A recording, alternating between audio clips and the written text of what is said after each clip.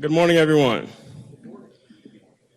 And thank you for joining us for the 2014 Science Summit, which is the signature event of the 2014 Science Festival. I'm Donnie Charleston, the Economy Policy Manager for the Institute for Emerging Issues, and we're glad to be hosting this event today. And a few housekeeping. You'll see me all day, but I'll be on and off the stage, so hopefully you won't get tired of hearing my voice. The restrooms are located across the commons on the other side of the stairway. Please avail yourself of any of the refreshments we have on the other side of this wall. And I'd like to give a shout out and a welcome to all of our guests who are joining us via live stream. We have simultaneous convening going on around the state in Asheville, Hickory Conover area, Charlotte, and Williamston, North Carolina. So welcome all of our live stream guests.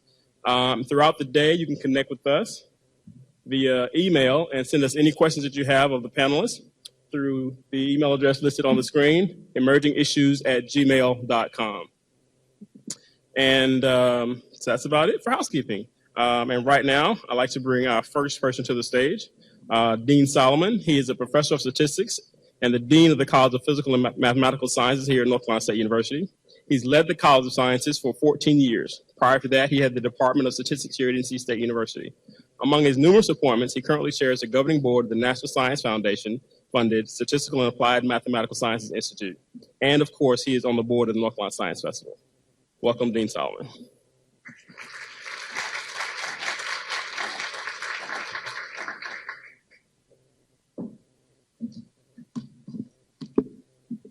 In this business, you stand in front of microphones a lot, and I always start it this way, almost no matter who I'm following.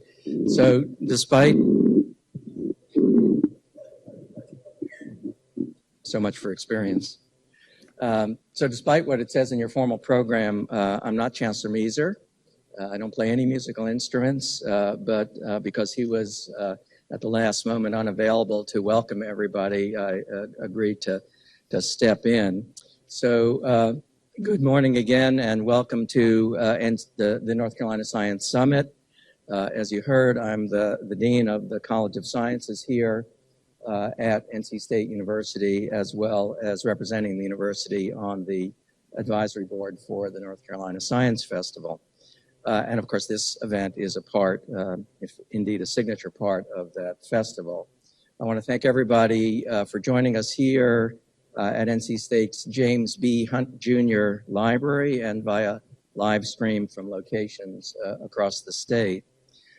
This summit stemmed from conversations a couple of years ago amongst members of the Science Festival Advisory Board, and the idea made its way to the festival staff leadership, and then a proposal was put on the table for NC State's Institute for Emerging Issues to host it. The IEI then worked with multiple partners to flesh out and organize this event, and the idea was to provide a platform for science and technology leaders to focus business and policymakers on the importance and urgency of strengthening science and technology across the state. And we're delighted to be hosting this powerful event at NC State today. The theme for the 2014 Science Summit is empowering communities and individuals. And as you will have seen it described at the summit website this way, empowered communities are able to drive change when they recognize everyone's needs, understand their environment, and recognize the market forces that affect their community's trajectory.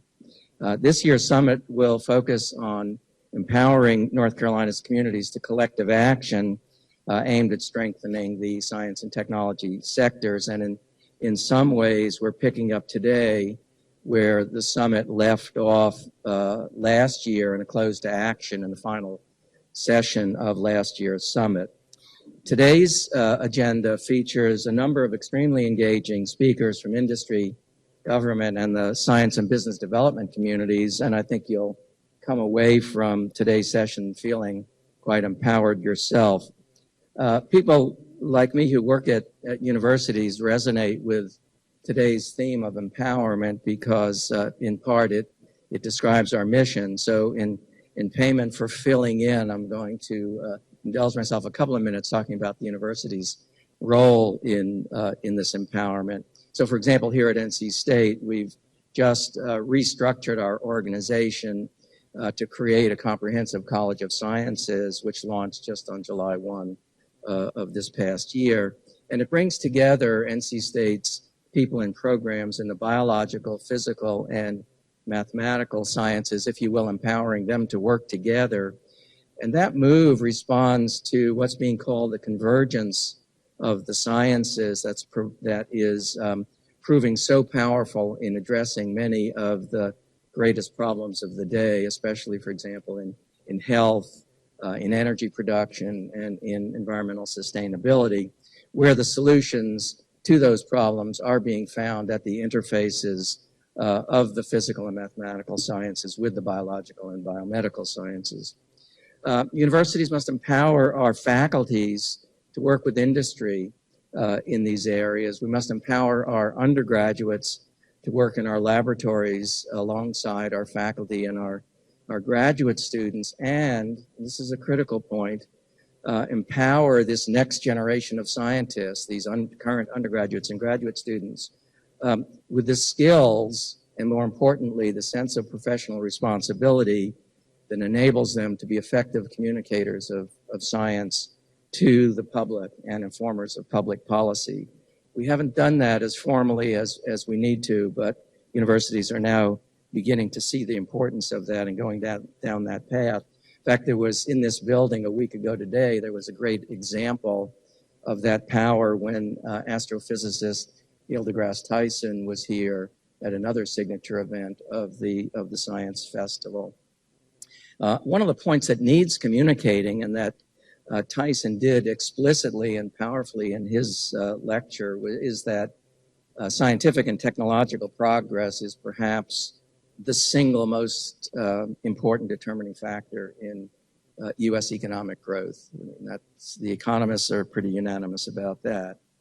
But beyond lectures, what better way to bring understanding of science to citizens and decision makers than to engage them in the process of science? And universities must bring about more of this public science, or what's now commonly called citizen science, which empowers real people to work with faculty and students, conducting real research with real results.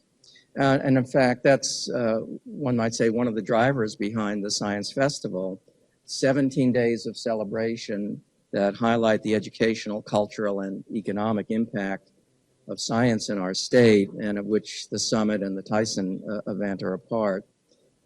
Through hands-on activities, science talks, lab tours, nature experiences, exhibits, performances, the festival engages a wide range of public audiences while inspiring future generations.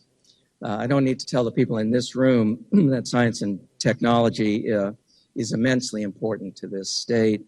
According to the 2013 North Carolina Innovation Index, our state's success depends upon boosting the share of the state's economy dedicated to high-tech, high-growth, high-income industries like those that depend on science, technology, engineering, and mathematics, the so-called STEM disciplines. And that means spurring innovation, shoring up the STEM education pipeline, strengthening our existing STEM businesses, and finding new ways to bring science and technology-focused companies to this state.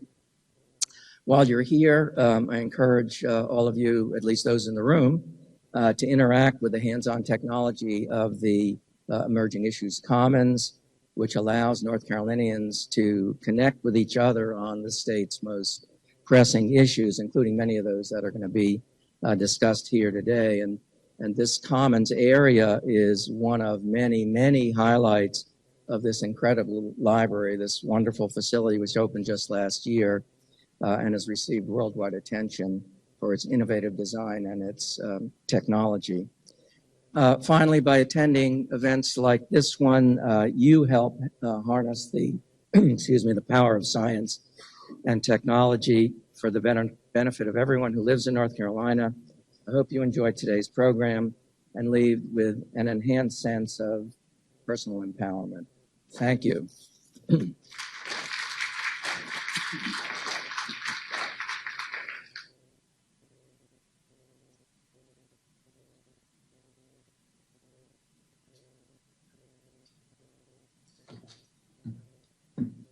Good morning. Thank you, Dean Solomon, for putting me in a good place with this microphone. So I have to tell you, as we're waiting for the three panelists in the first session to come up, that when I saw Dean Solomon this morning, I greeted him by saying, "Good morning, boss." And without a moment's hesitation, he responded something like, "I'm not your boss." And I was wondering to myself whether he was thinking almost as immediately, if I were your boss, you would do a better job. If you were, don't tell me, don't need to know. I have the real pleasure of introducing three panelists this morning who are going to spend some time talking to us about where we've been, where we are, and of course, picking up on Dean Solomon's very important point, where we're going, right? In some ways, this Science Summit is about a network of networks, getting in contact with all of the people who are contributing to this ecosystem we are trying to build in North Carolina that will really surge us ahead in terms of both the inputs and outputs of STEM and help, of course, to make North Carolina's economy more robust. He said it is uncontroverted amongst economists that science and technology is the way to go. And at IEI, we're all about ensuring that North Carolina's economy is the strongest, not just in the United States, but one of the strongest in the world. Before I get into that, though, I've got two bits of happy news I want to share with you. The first is several people have commented to me this morning that I look like I'm crying. It's not because, as a lawyer, you're asking me to talk about STEM, something I know very little about. It's just allergies. It's April in North Carolina. We're all good. I'm happy to be here. The second, and even better bit of news is we have with us one of our participants who's here all the way from Washington, D.C., and she's here on a very special day, her birthday. While I'm not crying about being here, I'm not sure that I would be here with y'all on my birthday. So I think we ought to recognize Lori Geiner for her special day and for this commitment to STEM, moving it forward in North Carolina and beyond. Lori, will you just stand and be recognized, please?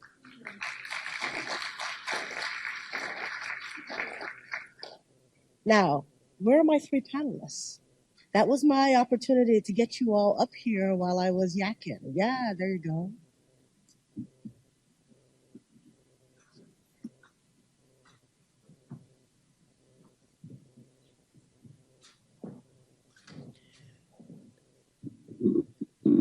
This meeting is really based on the premise that moving North Carolina's science and technology quotient forward is really going to take more than individual decisions by individual people along the pipeline, and certainly is going to require more folks from more walks of life to be connected to how important this is.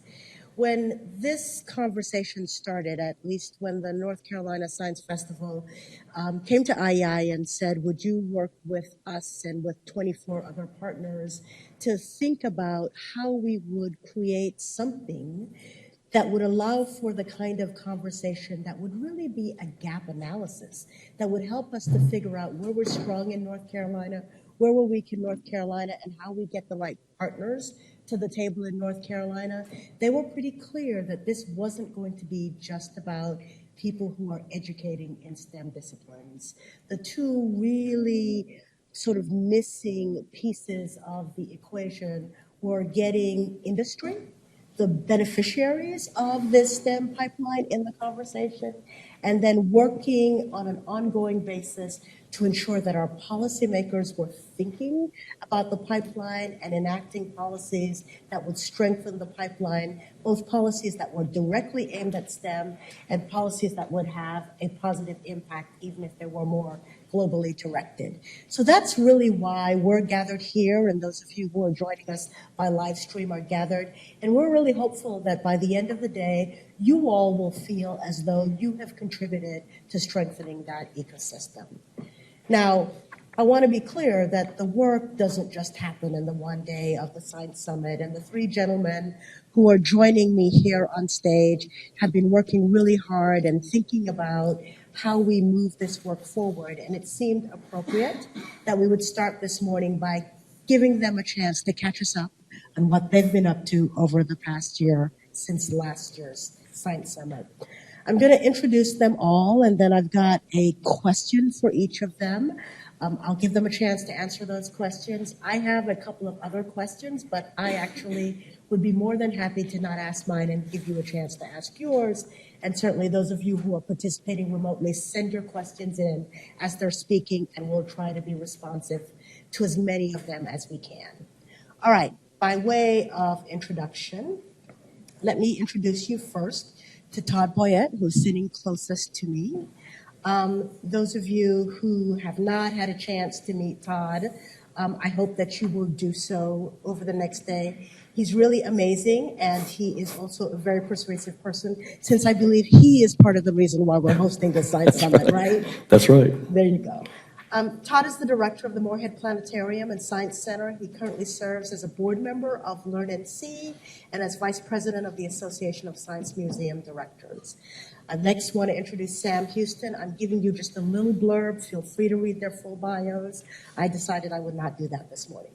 Sam, as many of you know, is president and CEO of the North Carolina Science, Mathematics, and Technology Education Center. He's a former public school teacher and veteran educational administrator. He's also a former executive director of the North Carolina Education Standards and Accountability Commission. And then, trying to be safer, so seated furthest from me is Stephen Saucier. Stephen is the executive director of the North Carolina Grassroots Science Museums Collaborative, a former museum director with over 20 years of experience working with science centers, museums, national parks, and schools in developing educational program. Welcome to each and all of you. Sam, I want to start in the middle, if I might, because why should we be linear about this work? I wonder if you would just spend a little bit of time helping us to think about the question of connectivity. The theme of today's Science Summit is about empowerment, and I've talked a little bit about this issue of needing to have an ecosystem. Everybody in this room realizes that we have a lot going on in STEM. In fact, when I said to several people that we were taking on the Science Summit, their response was, oh God, not another STEM conference, really? So what is the value add of coming together the way we are here in Raleigh and in our remote sites to talk about this ecosystem? Thank you, Anita. I have reason to believe that this thing's not working. Can you hear me? Is it Okay, muted? great.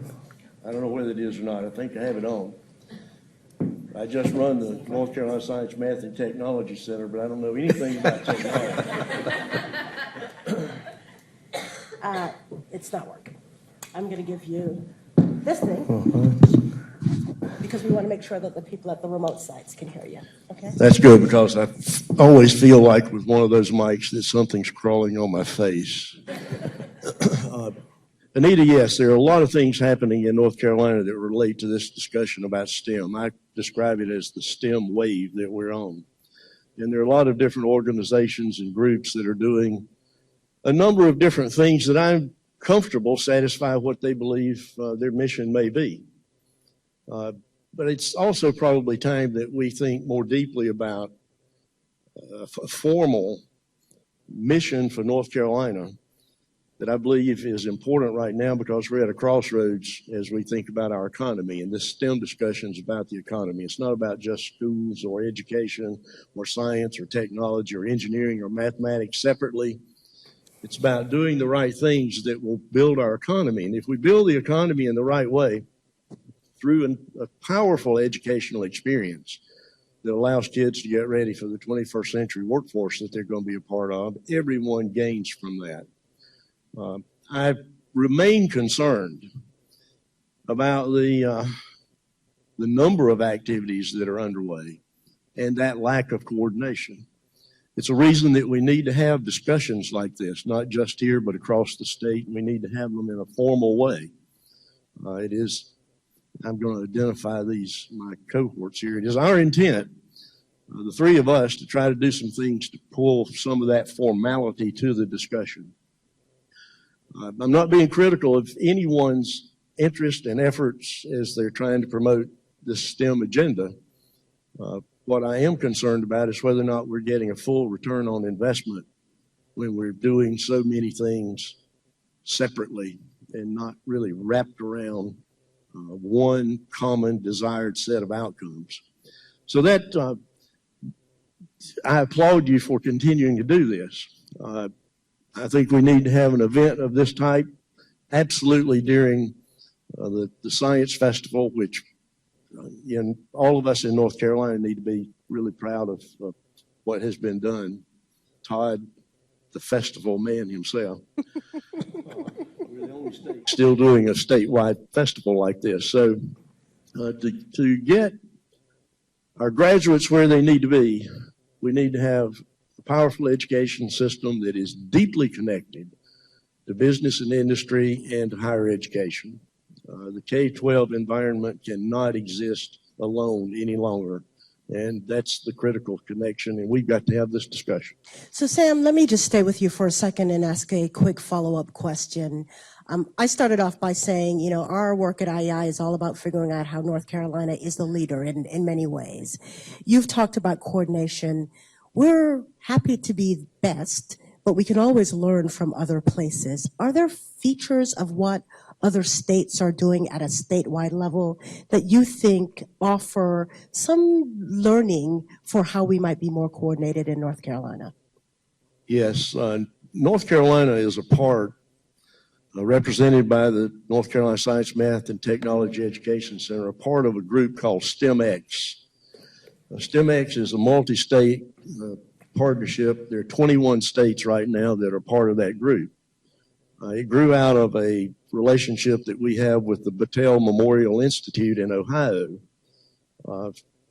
I chair the federal and state policy committee of STEMX. So I have a real opportunity to learn about all of the things that are happening in our network and those states that are outside of the network.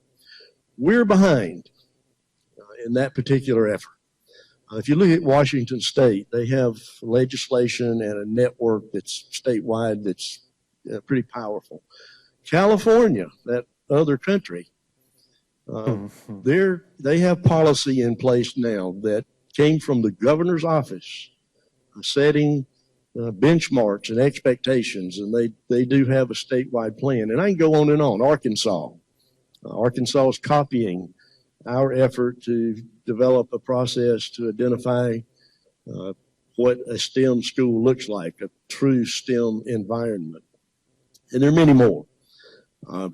I had prepared remarks. I thought we had free time to talk, but that's enough said. No. I can provide you a link to that STEMX network, or you can go to their website, and it has a listing of all of the different things that are in place in other states that have a network that's very operative. Thank you. Thank you. Terrific. So, Stephen, Sam's talking about this coordination at a statewide level, but you have been focused on more local and regional activity. Talk a little bit about what the hope is, vision, aspiration for coordination at that level, and why that's so important in North Carolina. Great.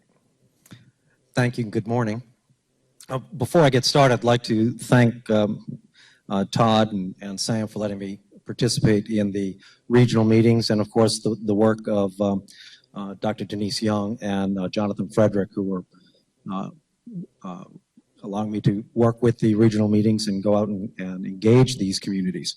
So what we did is we did have 5 of these regional meetings and over 160 participants, and what we've learned is that these are communities that want to see this work done.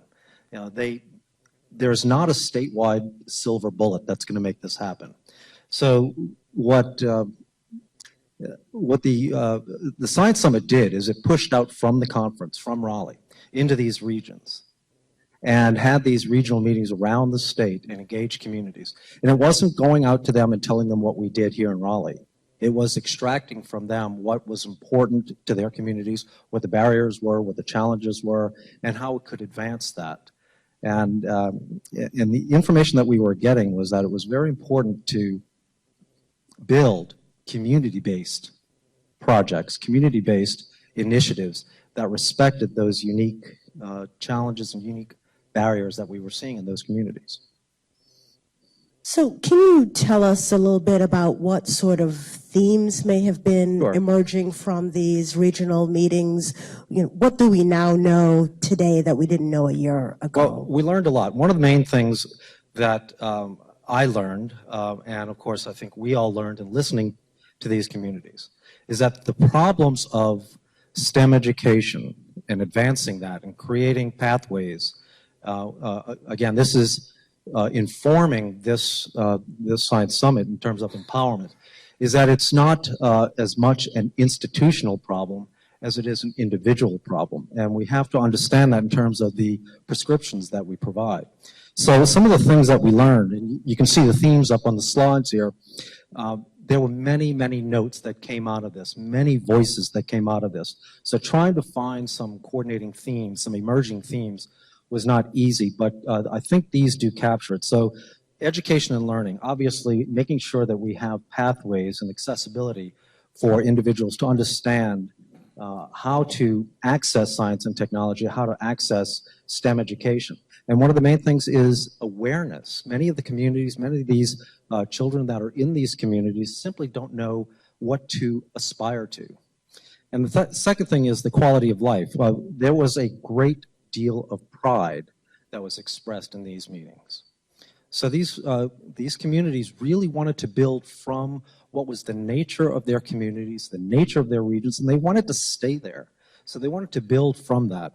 And then, of course, the natural resources tie into that, and the availability of cheap water and cheap energy is something that's I didn't expect to hear, but many of the regions talked about how that is an attraction to have those resources available to them.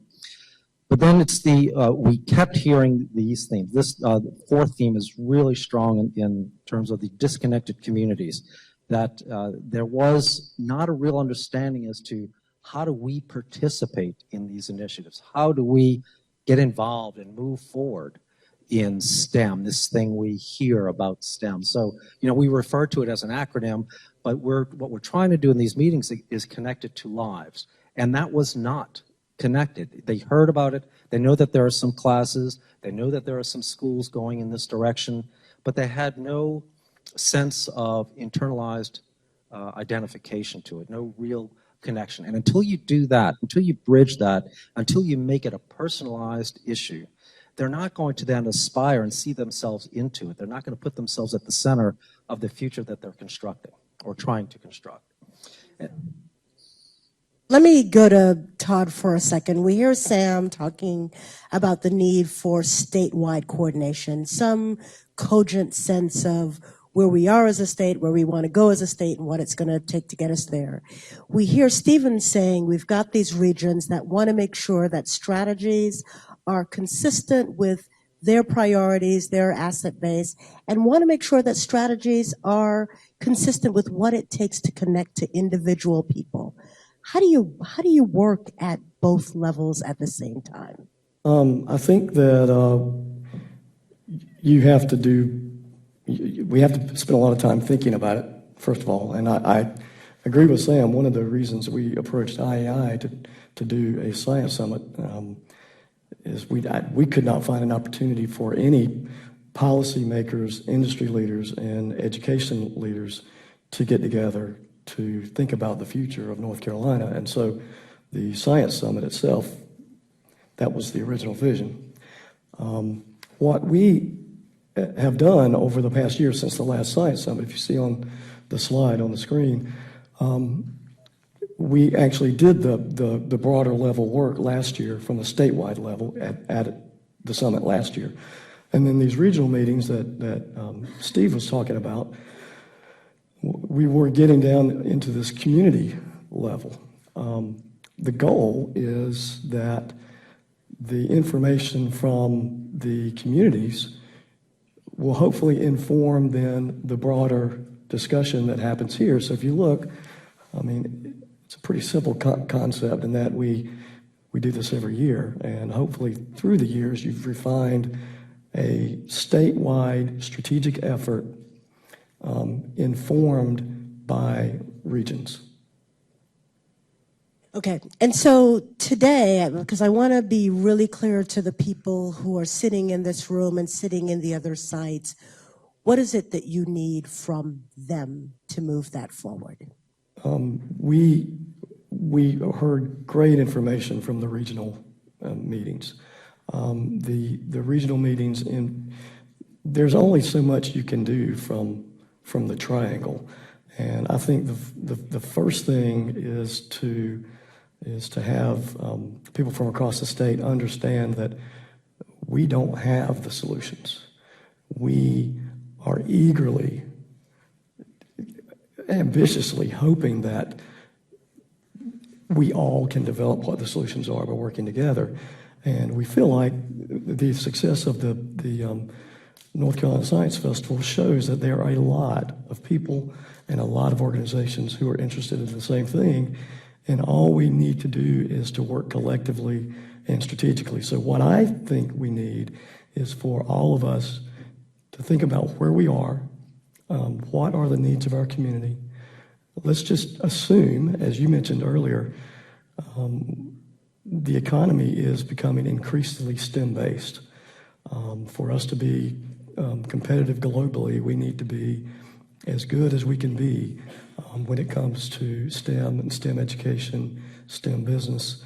You know, North Carolina doesn't compete with Georgia and Massachusetts as much as North Carolina competes with China and Korea. I mean, that's how it works. You don't have the semifinals and the national championship, and then you go deal with the world championship. That's not how it works.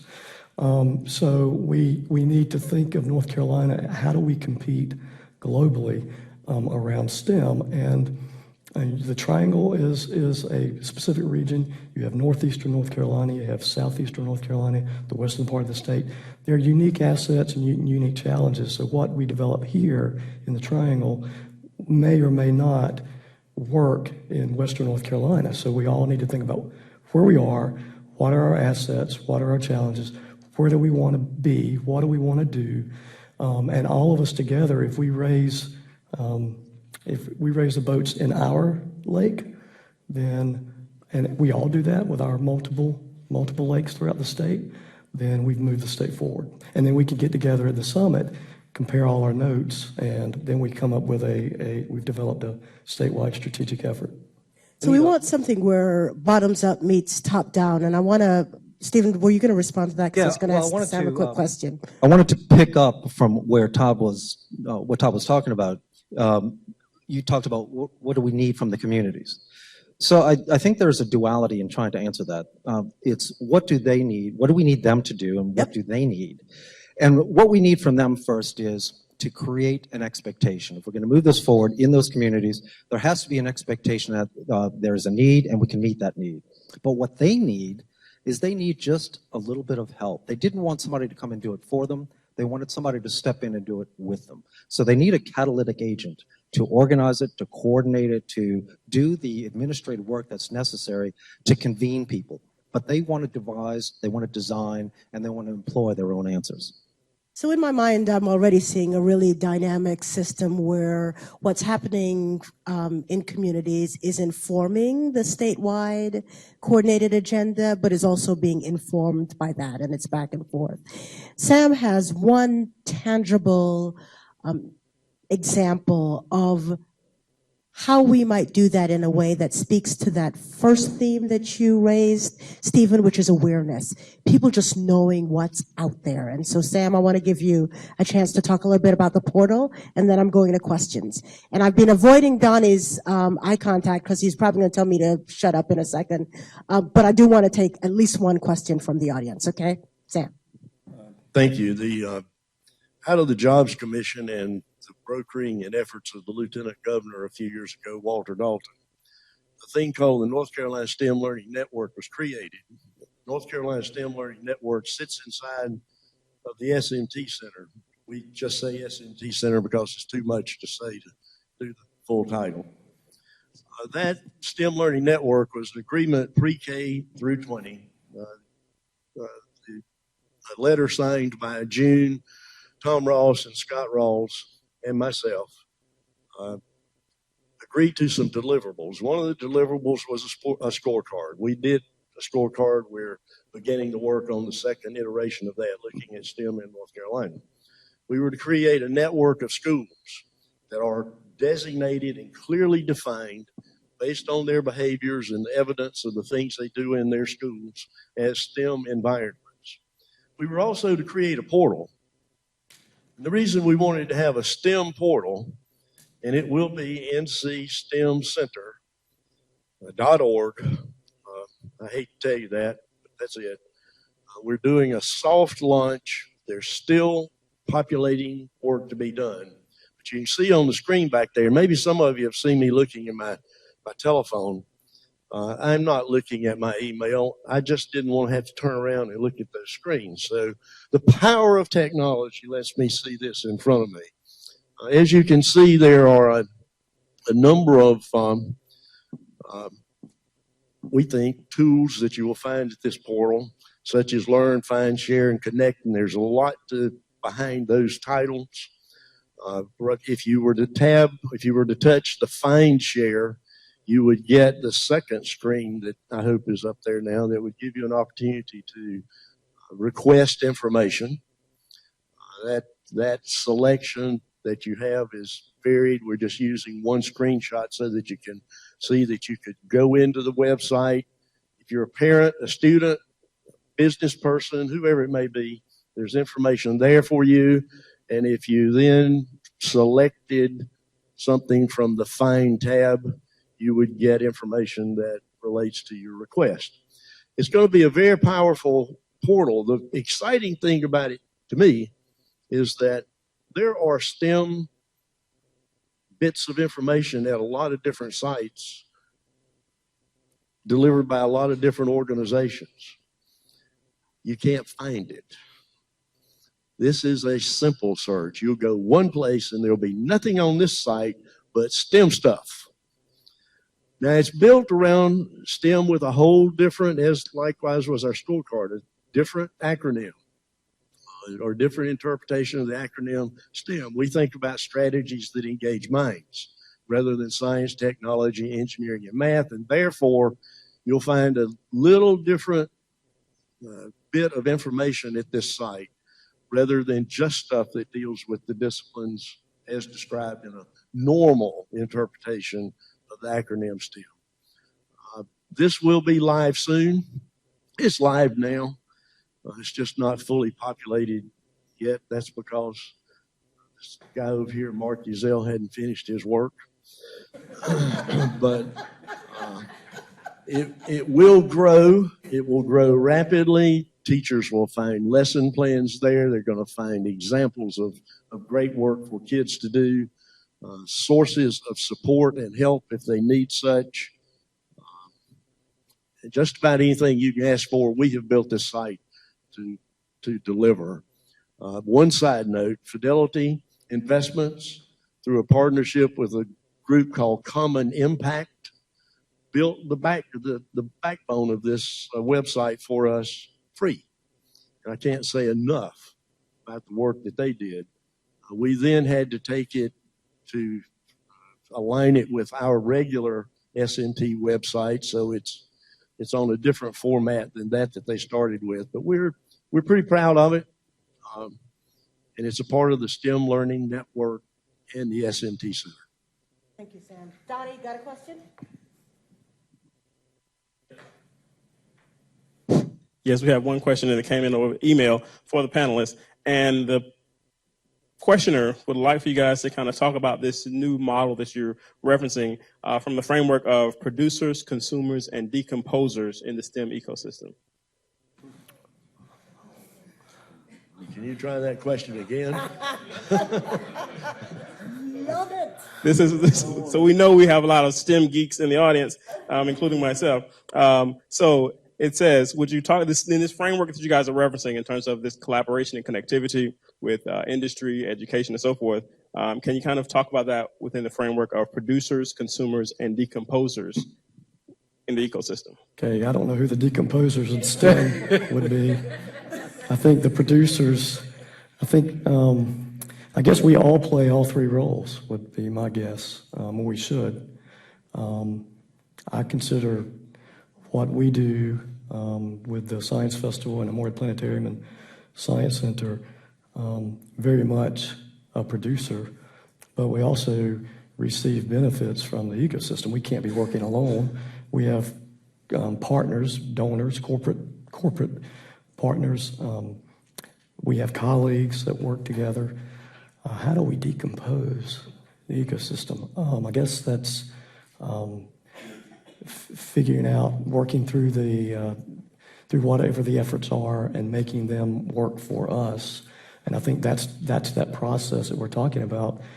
I don't think the state has ever embarked on an effort to truly think statewide, knowing and understanding that this state is very different depending on where you live. And so I think to be an effective decomposer, you have to take that kind of information and make it work.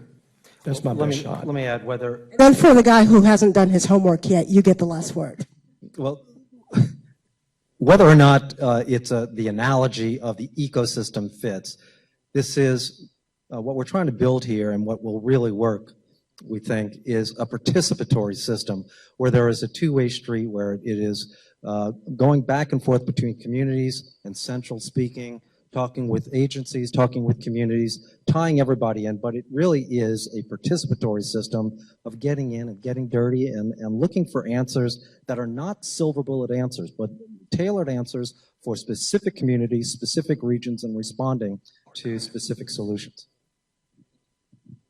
I want to say one thing. I don't even know what the question referred to when they say decomposer or decomposing.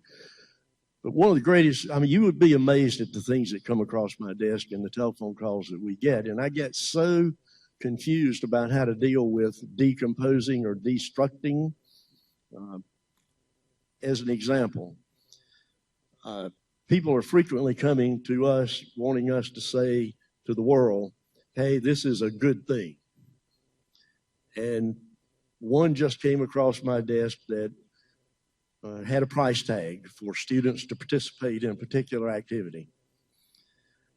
And for the same dollar amount, you could put very powerful materials and resources in a classroom to serve 30 children for the price of one in this particular offering. And I don't know how to deal with that. I would like to deconstruct some of those things that are taking money out of our system that don't give us the return on investment, and it's very difficult to find a way to do that.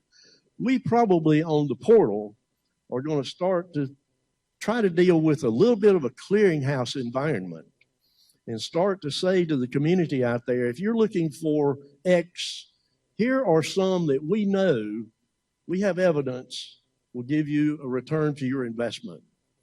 We won't say this one doesn't, but I think we can start to talk about what we do know. So I doubt if that had anything to do with the question, but somewhere along the way, we need to disrupt those events that aren't doing what is aligned with our mission with this STEM effort. I'd like to add one thing.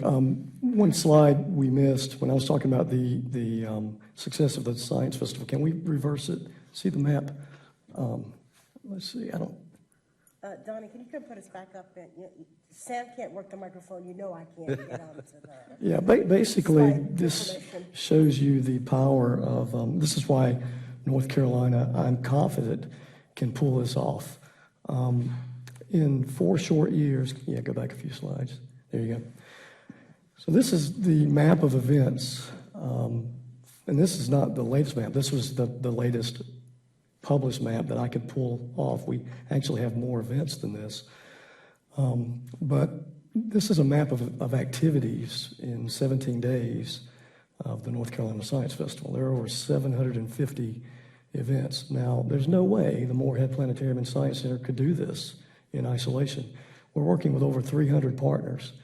My experience has been that this has been the easiest sell of my career. The time is right in North Carolina. There are a lot of people who are interested in this, struggling with this.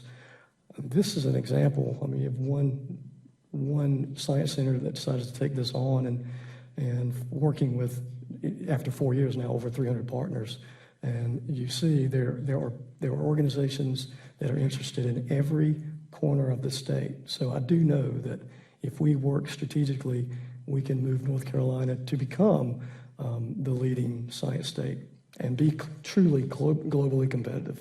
So we're going to end on that visionary and aspirational note. I want to just, in the interest of being very transparent, say, in the conversation that Todd and I had a couple of years ago about this, I was so excited about the potential of this work that I said, absolutely, IEI will help launch the Science Summit.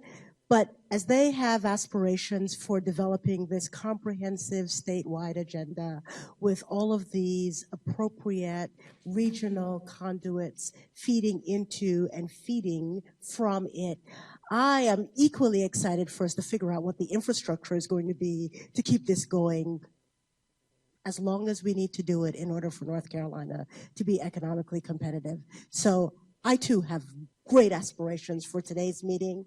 I'm happy to have started it with you three and look forward to hearing the ideas that come at both the state and regional levels. Thank all three of you very much for being with us this morning.